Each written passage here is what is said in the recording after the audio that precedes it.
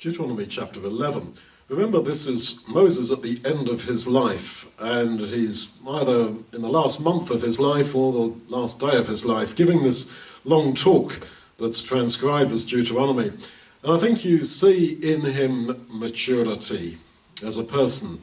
And he comes to use this term, cleave to God. He uses it multiple times in Deuteronomy, cleave to God, stick with God.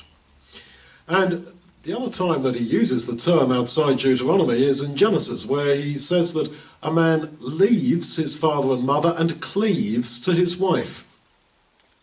So then, cleaving is the language of marriage. And he says, cleave to God. In other words, in the relationship between God and man, that relationship gets closer and closer and closer.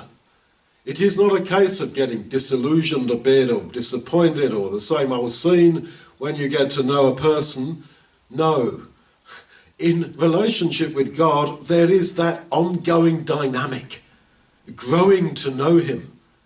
That's what the Lord Jesus said in John 17, that he wants us to know, and it's in the continuous tense in Greek, to grow to know the Father, even as he is growing to know him. And this is life eternal, that we might know, that we might grow to know forever this one true God.